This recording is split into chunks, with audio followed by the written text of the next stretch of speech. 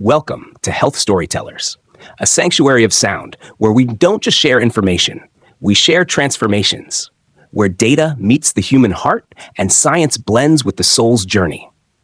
This is a place for those who are tired of the noise, the quick fixes, and the empty promises.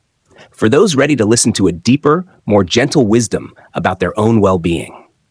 If you've ever stood in front of a mirror, not recognizing the person looking back, if you've ever felt the crushing disappointment of a diet that worked until it didn't. If you've ever scrolled through endless fitness feeds, feeling more overwhelmed than inspired, then you are in the right place. Your story is not over. In fact, the most important chapter is about to begin. Today, we embark on a 5-part journey. This isn't a prescription, it's an invitation. An invitation to understand the why behind the what. To trade willpower for wisdom and restriction for a profound sense of freedom. We present to you the science-backed method, unlocking your sustainable weight loss transformation. Settle in, relax, and let's begin the story. The human body is a narrative, a living story written in the language of biology, habit, and choice. For too many, however, this story has become a repetitive cycle, a frustrating tale of hope and relapse, of beginnings that never quite find their middle or end. It is a story epitomized by Sarah, whose journey mirrors that of millions. Sarah's kitchen cabinets were not merely storage spaces. They were archival records of her aspirations. On the top shelf, nestled behind seldom-used serving platters, sat a collection of dust-filmed canisters of protein powder, relics from the Great Shake Diet of 2018. Below them, in a cardboard box, were the colorful vacuum-sealed packets of a pre-portioned meal delivery service, a system she had embraced with fervent optimism for 3 months before the sheer monotony of the flavors and the social isolation of eating alone eroded her resolve. Her phone's home screen still held the icon for a popular calorie-counting application, a digital taskmaster that now sent silent, guilt-inducing notifications she had learned to ignore. Each of these artifacts represented a chapter that started with a nearly identical first sentence. This time will be different. The initial phase was always marked by a surge of virtuous energy. The scale would obediently display descending numbers, clothing would fit more loosely, and colleagues would offer approving compliments. "You look great," they would say, and in those moments, Sarah felt a potent mixture of pride and relief. She was winning. She was in control. But the architecture of these programs was inherently fragile, built on a foundation of rigid rules and extreme restriction. They were not designed to withstand the unpredictable pressures of a human life. The collapse was never dramatic. It was a slow, insidious unraveling. A particularly grueling week at work would leave her cognitively depleted and emotionally raw. The willpower required to deny herself the comfort of a warm, buttery croissant or a generous portion of her grandmother's pasta was a finite resource, and it had been exhausted. One off-plan choice, perhaps a slice of pizza at a friend's birthday party, would trigger a cognitive cascade. The binary thinking endemic to diet culture would take over. I've broken the rules, I've been bad, I might as well finish the whole box. The structure would crumble, not in a single moment, but over a weekend or a holiday season, culminating in a quiet surrender and a familiar, heavy sense of failure. The most insidious part of this cycle was not the regain of the lost pounds, which was a near physiological certainty, but the psychological baggage that accompanied it. With each failed attempt, her self-trust eroded. The internal narrative shifted from "I failed a diet" to "I am a failure." This is the cruel genius of the diet industry. It sells temporary solutions, banking on the high probability of long-term relapse. Its business model depends on your return, armed with a renewed, desperate hope that this new product, this new plan, will be the magical exception. For decades, the prevailing conversation around weight loss has been dominated by a simplistic yet persistent metaphor, the calorie equation. The body was presented as a rudimentary bank account, calories in versus calories out. If you deposited more energy than you withdrew, you stored the surplus as fat. If you created a deficit, you would withdraw from those fat stores. This model is not entirely incorrect, but it is profoundly incomplete. It reduces a complex, dynamic, and highly adaptive biological system to a simple arithmetic problem. It ignores the endocrine system, the powerful orchestra of hormones that dictates how those calories are utilized, stored, or burned. It disregards the microbiome, the vast ecosystem of gut bacteria that influences everything from digestion to mood. It fails to account for the impact of sleep, stress, and mental health on metabolic function. The very word diet has been stripped of its original meaning. Derived from the Greek dieta, it signified a way of life, a holistic pattern of living. In our modern lexicon, it has been twisted to denote a temporary period of deprivation, a punitive interlude between normal eating. We have been conditioned to see weight loss as a finite event, a sprint to a finish line, after which we can revert to our previous habits. This is the fundamental flaw in the architecture. You cannot solve a permanent problem with a temporary solution. Sustainable weight loss, therefore, requires a paradigm shift. It necessitates a move away from the dieting mindset and toward a transformation mindset. A diet is an external set of rules you periodically adopt. It is something you go on. A transformation is an internal rewiring of your identity, your habits, and your relationship with your own body. It is something you go through. It is a journey of becoming. This journey is not linear. It is a path with switchbacks, plateaus, and breathtaking vistas. It is not a battle to be won against your body, but a landscape to be explored, understood, and ultimately cherished. The goal is not merely to lose weight, but to gain a profound sense of vitality, autonomy, and well-being. This new path is built upon a foundation of 4 interdependent pillars. Imagine a sturdy, well-crafted table. A table with 1 or 2 legs is unstable, prone to wobbling and collapsing under the slightest pressure.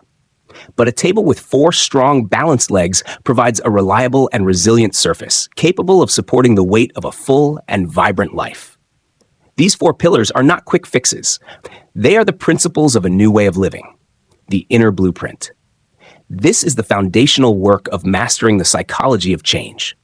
It involves understanding the neuroscience of habit formation, cultivating self-compassion to replace destructive self-criticism, and rewiring the cognitive patterns that drive automatic behaviors. The nourishment equation. This moves beyond simplistic calorie counting to understand food as information. It explores the hormonal impact of different macronutrients, the science of satiety, and the art of building a plate that nourishes and satisfies at a cellular level. The movement paradox. This pillar reframes physical activity from a punitive calorie-burning chore to a celebration of what the body can do. It emphasizes finding joy in motion, understanding the critical role of non-exercise activity, and leveraging movement for mental and metabolic health beyond the gym. The symphony of synergy. This is the pillar that weaves everything together, focusing on the non-negotiable, foundational elements of health, sleep, and stress management. It delves into the science of how cortisol and sleep cycles directly govern fat storage, appetite, and the very willpower needed to sustain the other 3 pillars. Sarah's story, and the story we will unfold together, is about building this table, leg by leg. It is about moving away from the frustrating crossroads of failed attempts and embarking on a new, evidence-based path. The first and most courageous step is to simply decide that you are ready for a different story, one written not by external marketers, but by your own informed choices and self-compassion. The journey of 1,000 miles begins, as the proverb goes, with a single step. That step is the decision to turn the page. The most formidable obstacle to sustainable change is not located in the kitchen or the gym, but within the intricate architecture of the human mind. Before a single dietary modification is made or a new exercise routine is initiated, the foundational work of transformation must occur in the cognitive and emotional landscape. This is the domain of the inner blueprint, the master plan that governs our automatic behaviors, our self-perception, and our resilience in the face of challenge. For Sarah, and for anyone embarking on this journey, success hinged on understanding and then deliberately redesigning this internal framework. For years, Sarah had conceptualized her struggles with weight as a moral failing, a simple lack of willpower. She envisioned willpower as a monolithic force of character, something she simply did not possess in sufficient quantity. This belief, however, is both psychologically inaccurate and profoundly disempowering. Modern cognitive neuroscience reframes willpower not as a fixed trait, but as a finite cognitive resource, akin to the battery power in a mobile device. Throughout the day, every act of self-regulation, resisting the distraction of social media, maintaining composure in a frustrating meeting, making countless small decisions, depletes this resource. By the time she arrived home in the evening, Sarah's cognitive battery was often in the red. The well-established neural pathways that led to mindless snacking in front of the television were simply the paths of least resistance for a tired brain. This understanding introduces the most hopeful concept in modern psychology, neuroplasticity.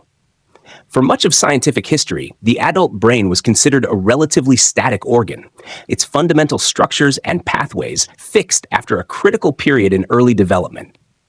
We now know this to be false. The brain retains a remarkable capacity for reorganization throughout life, a quality known as neuroplasticity.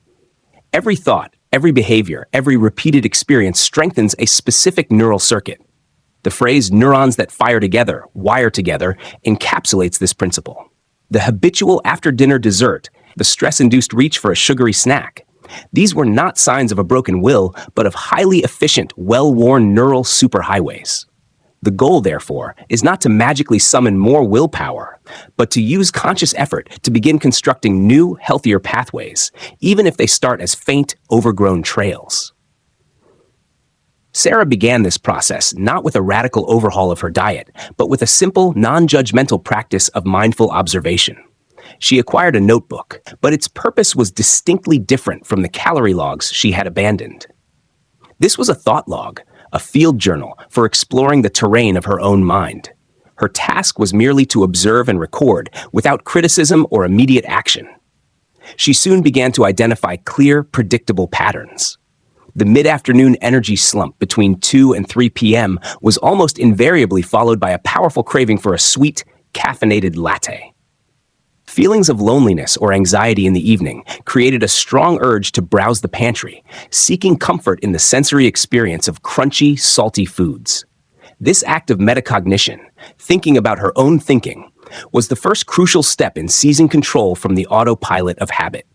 By simply shining a light on these triggers, she created a critical space between the stimulus and the response.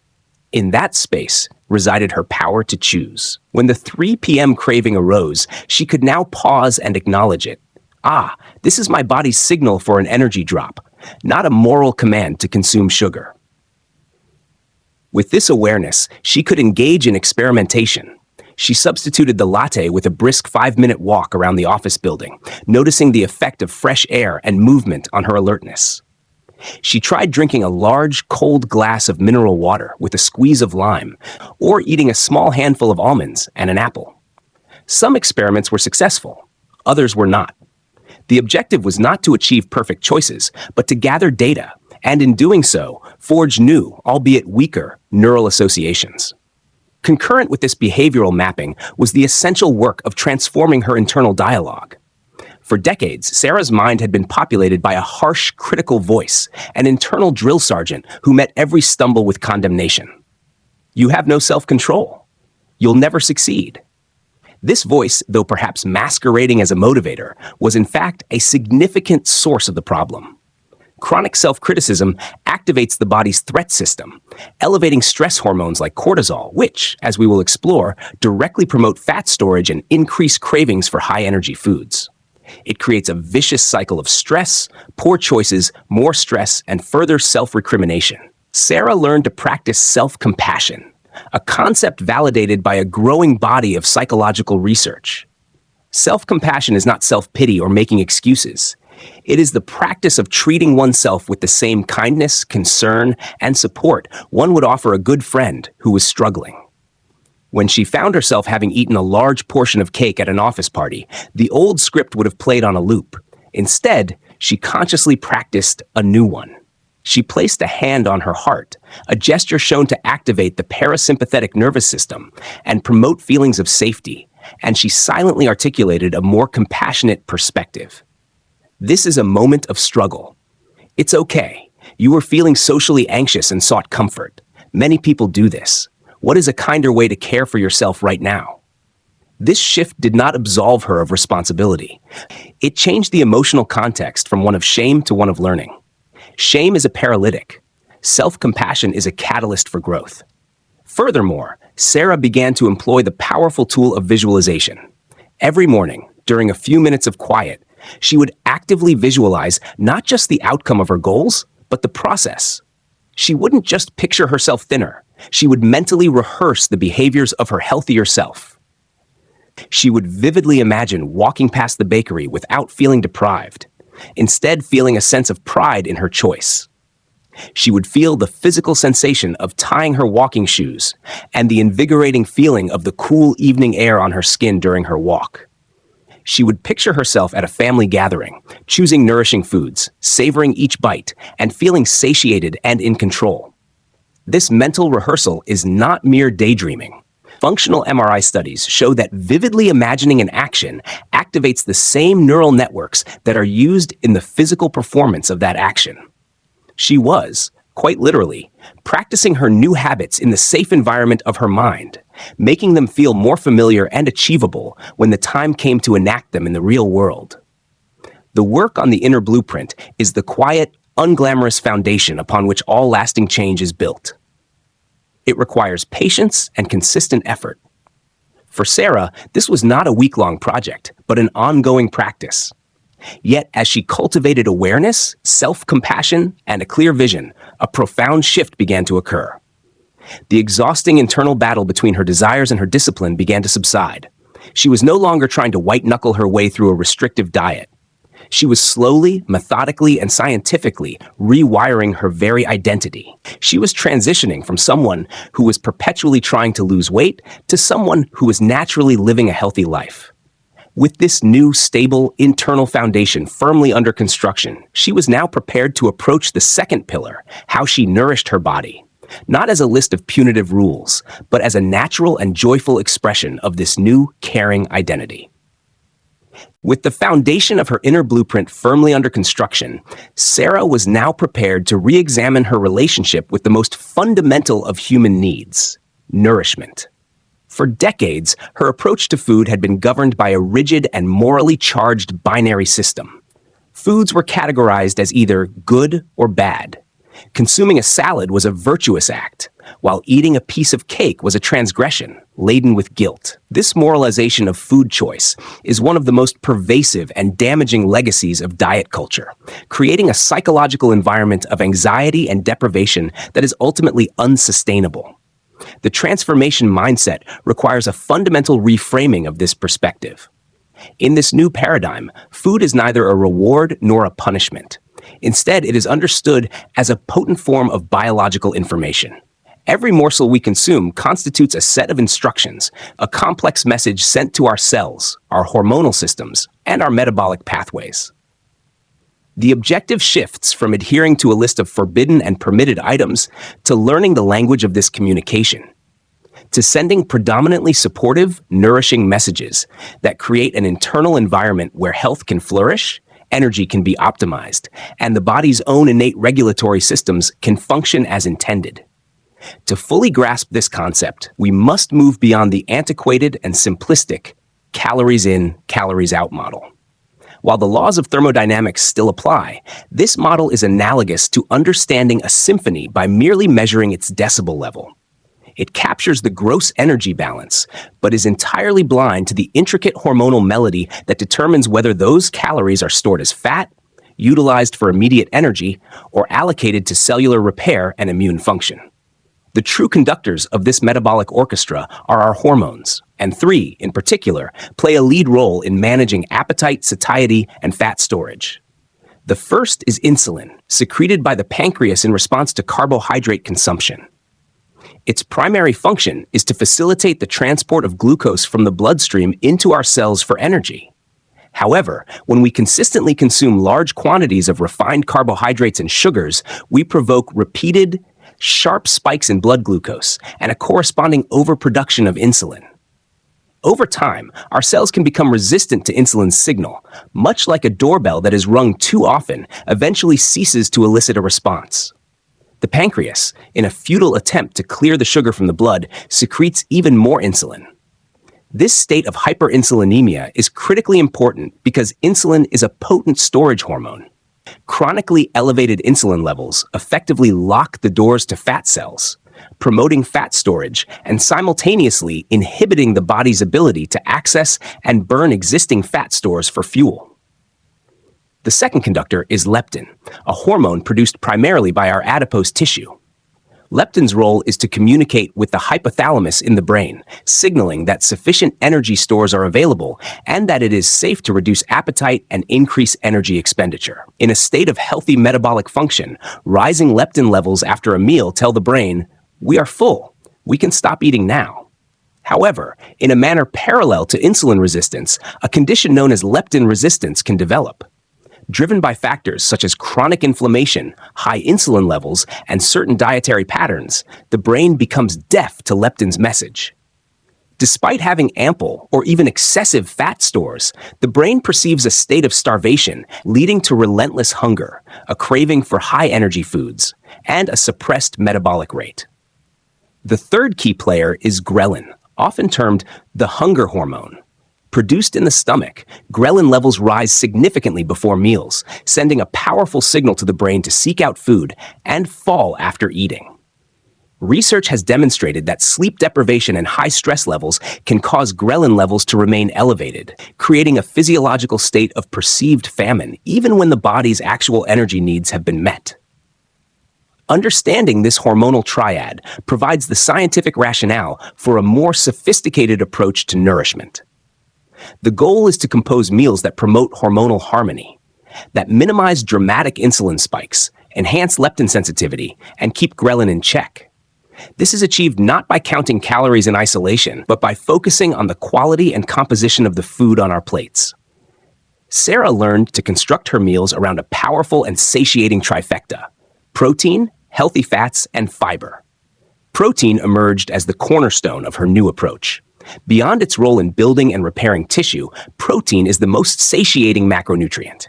Its digestion stimulates the release of hormones like peptide YY that promote feelings of fullness and significantly reduces the level of ghrelin.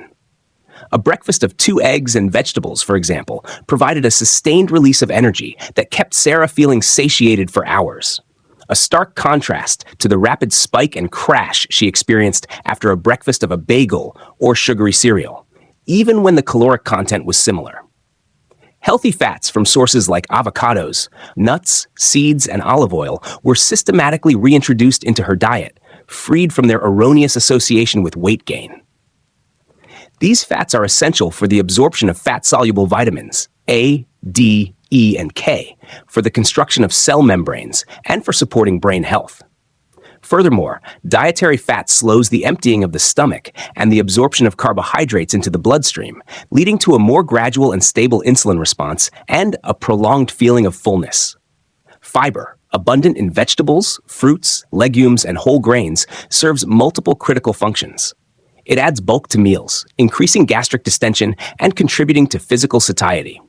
It acts as a prebiotic, feeding the beneficial bacteria in the gut microbiome, which are now understood to play a profound role in regulating metabolism, inflammation, and even mood.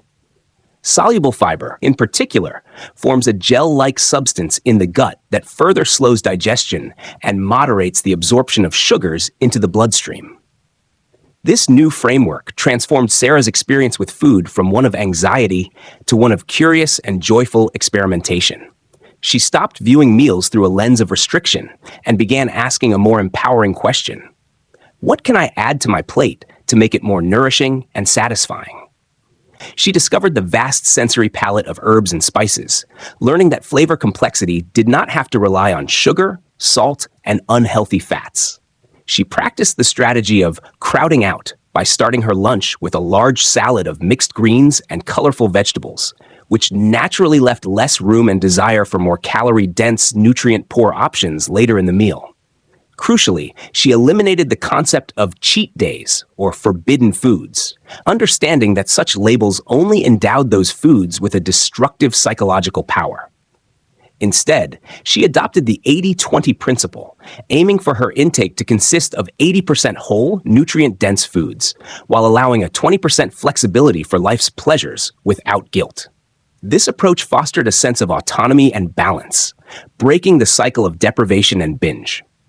The nourishment equation, therefore, is not a rigid diet, but a dynamic process of learning and adaptation. By viewing food as information, Sarah was no longer following external rules. She was engaging in an intelligent conversation with her own body. She was sending it the clear, supportive signals it needed to regulate appetite, stabilize energy, reduce inflammatory responses, and naturally gravitate toward its healthy weight. And with this newfound metabolic stability and vibrant energy, she found herself naturally, almost instinctively, wanting to move her body, a desire that leads us directly to the third pillar of transformation. The cultural narrative surrounding physical activity and weight loss has long been dominated by a singular transactional metric, calorie expenditure. This perspective frames exercise as a form of metabolic penance, a grueling effort required to burn off the energy consumed. For Sarah, this translated into a deeply ingrained association between movement and punishment. The treadmill was not a tool for health, but a mechanized confessional where she atoned for dietary indiscretions. The gym was a place of judgment, not of empowerment. It is a sentiment echoed by countless individuals who view exercise as a chore, an obligatory struggle that must be endured for the sake of the scale. The sustainable transformation model necessitates a complete and fundamental reframing of this concept. The objective is to shift from a paradigm of exercise as punishment to one of movement as celebration. This involves decoupling physical activity from its exclusive association with calorie burn and reorienting its purpose toward the experience of joy, the enhancement of functional capacity, and the profound benefits it confers on mental and metabolic health. The focus transitions from the quantity of calories torched in a session to the quality of life enhanced through consistent, enjoyable motion. The scientific rationale for this shift is robust and multifaceted. While it is biochemically true that intense physical activity burns calories, its most significant contributions to sustainable weight management operate through more sophisticated, indirect mechanisms. Regular movement dramatically improves insulin sensitivity. When muscles are active, they become more receptive to insulin, requiring less of the hormone to usher glucose out of the bloodstream and into cells for fuel. This single effect helps to lower baseline insulin levels, thereby reducing its fat storage signaling and making stored fat more accessible for energy. Furthermore, engaging in resistance or strength training activities promotes the development and maintenance of lean muscle mass. Muscle tissue is metabolically active, meaning it consumes energy even at rest. Each pound of muscle contributes to a higher basal metabolic rate, effectively turning the body into a more efficient energy-burning organism around the clock. Beyond these metabolic advantages, physical activity is a powerful neuromodulator. It stimulates the release of endorphins, which act as natural mood elevators, and brain-derived neurotrophic factor, BDNF, a protein that supports cognitive function and resilience against stress. This establishes a powerful positive feedback loop. Movement improves mood, and improved mood fosters a greater desire to move. Perhaps the most underestimated component of daily energy expenditure is non-exercise activity thermogenesis, or NEAT. This term encompasses all energy expended for everything we do that is not sleeping, eating, or sports-like exercise. It includes walking to the mailbox, typing, gardening, cooking, fidgeting, and even maintaining posture. For individuals with largely sedentary occupations, NEAT can account for a surprisingly small percentage of total daily calorie burn. However, for those with active lifestyles, it can be the largest single component. The cumulative impact of these small non-exercise movements is substantial. Research indicates that individuals with high NEAT can burn hundreds more calories per day than their sedentary counterparts, without ever setting foot in a gym. Sarah embraced the concept of NEAT and movement snacking. She abandoned the all-or-nothing mentality that demanded hour-long, high-intensity workouts. Instead, she focused on seamlessly weaving small bouts of activity into the fabric of her day. She began using a standing desk converter for portions of her workday. She set a timer to rise and walk for 5 minutes every hour, sometimes simply pacing her home office or doing a series of gentle stretches. She consciously chose to park at the furthest end of the parking lot. She replaced a portion of her evening screen time with a leisurely walk through her neighborhood, often while listening to an audiobook or podcast. These actions were not logged as exercise, but they collectively transformed her from a sedentary individual into an actively engaged one. The pivotal breakthrough, however, was her discovery of a form of movement she genuinely enjoyed. The repetitive monotony of the treadmill had been a source of dread. On a friend's suggestion, she tentatively enrolled in a beginner's yoga class. The experience was revelatory. The focus was not on burning calories or achieving an arbitrary number of steps, but on connecting with her breath, exploring the range of motion in her joints, and developing functional strength and balance. She was not competing with anyone in the room. She was engaged in a personal practice of mindfulness in motion. On weekends, she began exploring local nature trails, discovering that hiking was less about exertion and more about adventure, discovery, and the sensory pleasure of being immersed in nature. This is the central paradox of the movement pillar. When you cease to exercise for the primary purpose of burning calories and begin to move in ways that bring you authentic joy and a sense of capability, you will naturally and consistently engage in more physical activity. The driver shifts from external obligation to internal desire. Consistency, it turns out, is infinitely more valuable than occasional intensity. A gentle 10-minute daily walk that is eagerly anticipated and enjoyed contributes far more to long-term health and metabolic balance than a brutal 2-hour workout that is dreaded and subsequently avoided for weeks. For Sarah, the physical changes she experienced were no longer just about weight loss. They were about feeling her body become more capable. She noticed she could carry her groceries without becoming winded, lift a heavy box without strain, and play with her nieces and nephews without fatigue. Movement had been redefined. It was no longer a transaction to be endured, but a gift to be savored, a physical expression of the care and respect she was cultivating for her body from within. It was the dynamic, joyful component of her new life, and it seamlessly supported the stability she was building through nourishment and mindset. This holistic synergy naturally leads to the final unifying pillar, which provides the essential restorative environment for all others to thrive. The journey of sustainable transformation is not a sequential checklist, but a process of integration. The first 4 pillars, the inner blueprint, the nourishment equation, and the movement paradox, represent the active, conscious work of change. However, their long-term viability is entirely dependent upon the environment in which they are cultivated. This final pillar, the symphony of synergy, addresses the foundational elements of human biology that underpin all others: sleep and stress management. It is the conductor that ensures the separate instruments of mindset, nutrition, and activity play in harmony rather than discord. Without this supportive base, even the most meticulously constructed plans are built upon unstable ground, vulnerable to collapse under the pressures of modern life. Sarah had experienced this instability firsthand.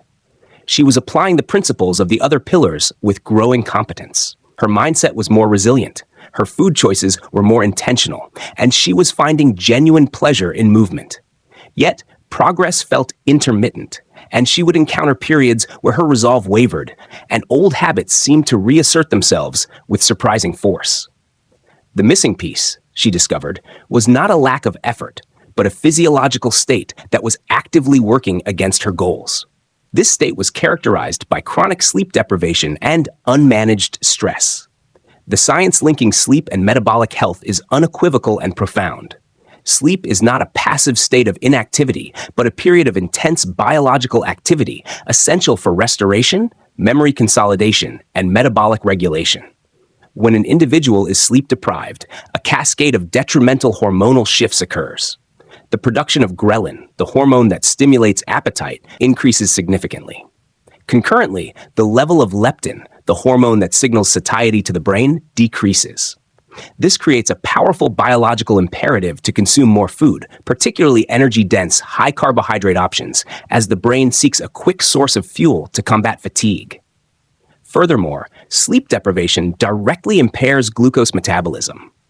After even a single night of restricted sleep, cells become more resistant to insulin, leading to higher blood sugar levels and a corresponding increase in insulin production. As we have established, elevated insulin is a primary driver of fat storage. Beyond these metabolic effects, a tired brain is a cognitively impaired brain. The prefrontal cortex, responsible for executive functions such as decision-making, impulse control, and emotional regulation, is particularly vulnerable to sleep loss. This neural impairment makes it exponentially more difficult to make the conscious, healthy choices that the other pillars require. Parallel to the impact of sleep is the corrosive effect of chronic stress. The body's stress response, governed by the hypothalamic pituitary adrenal (HPA) axis, is an ancient survival mechanism. When a threat is perceived, the system releases hormones, most notably cortisol, which prepares the body for fight or flight. Cortisol increases heart rate, blood pressure, and mobilizes stored glucose for immediate energy. In our ancestral environment, this response was acute and life-saving. In the contemporary world, where stressors are often psychological and persistent, financial worries, work deadlines, social pressures, the stress response can become chronically activated. Sustained high levels of cortisol are catabolic to the body's systems. They promote the breakdown of muscle tissue for energy, which in turn lowers the basal metabolic rate. More critically for weight management, cortisol directly encourages the storage of fat, particularly visceral fat in the abdominal region. This type of fat is not inert. It is metabolically active, producing inflammatory cytokines and further contributing to insulin resistance. Chronically elevated cortisol also amplifies the reward value of food, particularly high-fat, high-sugar comfort foods, making them virtually irresistible to a stressed brain. For Sarah, a difficult day at the office didn't just feel emotionally draining. It was creating a biochemical environment that demanded unhealthy food and promoted fat storage, regardless of her intentions. Recognizing this, Sarah made two non-negotiable commitments that formed the bedrock of her transformation. Prioritizing sleep hygiene. She reconceptualized sleep from a passive endpoint to her day into an active, critical component of her health strategy. She established a consistent sleep schedule, even on weekends, to regulate her circadian rhythm. She implemented a digital curfew, turning off all screens at least 1 hour before bedtime to minimize the sleep-disrupting effects of blue light. Her bedroom environment was optimized for rest, cool, dark, and quiet. A calming pre-sleep ritual, involving reading a physical book and drinking a cup of caffeine-free herbal tea, signaled to her nervous system that it was time to wind down. She began to protect her 7 to 8 hours of sleep with the same vigor she protected any other important appointment. Cultivating stress resilience. Acknowledging that she could not eliminate stress from her life, Sarah focused on changing her response to it. She introduced short, consistent practices to activate the parasympathetic nervous system, the body's rest and digest counterpoint to the fight or flight response. This included a daily 5-minute meditation upon waking, focusing solely on her breath. She practiced box breathing, inhaling for 4 counts, holding for 4, exhaling for 4, holding for 4 during moments of tension throughout her day. Her joyful movement practices like yoga and hiking became dual-purpose tools, serving as both physical activity and active stress management. It was at this point that the true symphony began. The pillars ceased to be isolated efforts and started to function as a synergistic, self-reinforcing system. The better she slept, the lower her cortisol levels were upon waking, and the more effectively she could manage her stress throughout the day. The lower her stress, the more cognitive resources she had to make nourishing food choices and to feel motivated to move her body. The more she moved her body, the more deeply and restoratively she slept. Improved nutrition stabilized her blood sugar, which further supported stable energy and mood, reducing emotional triggers for stress eating. Each pillar bolstered the others, creating a positive upward spiral of well-being. A year into her journey, Sarah's physical transformation was evident, but it was almost a secondary outcome. The primary change was in her quality of life. She possessed a steady, reliable energy that carried her through her days. The constant internal critic had been replaced by a voice of supportive guidance. Food was a source of pleasure and nourishment, not anxiety. Movement was an expression of vitality, not punishment. She had navigated holidays, work crises, and social events without reverting to old cycles of restriction and guilt. She was no longer pursuing a healthy life. She was living one. Her story is a testament to the power of a holistic, science-backed, and compassionate approach. It demonstrates that sustainable weight loss is not the goal itself, but the natural consequence of building a life that is fundamentally healthy, resilient, and aligned with the innate wisdom of the human body. And so, we reach the end of this part of the story. But for you, dear listener, it is just the beginning. Sustainable weight loss is not a secret formula locked away in a lab. It is a gentle, methodical process of coming home to yourself. It is about listening to the wisdom of your body with kindness and supporting it with the profound knowledge that science provides. Remember the 4 pillars. Tend to your inner blueprint with awareness and self-compassion. Nourish your body with whole foods, seeing them as supportive information. Find joy in movement, celebrating what your body can do. And honor the deep, restorative power of sleep and stress management. You do not need to implement everything at once. Start with one small, kind step. Perhaps it's drinking 1 more glass of water today, or taking a 5-minute walk, or simply noticing a negative thought and choosing to reframe it with compassion. This is your story. You are the author. Every small, consistent choice you make is a sentence, a paragraph, a chapter in the beautiful narrative of your health and well-being. We at Health Storytellers are honored to be a part of your journey. If this story resonated with you, please share it with someone who might need to hear it. Subscribe to our channel and turn on notifications so you don't miss our next narrative of transformation. Thank you for listening. Be kind to yourself today. And remember, the most powerful story you will ever tell is the one you live.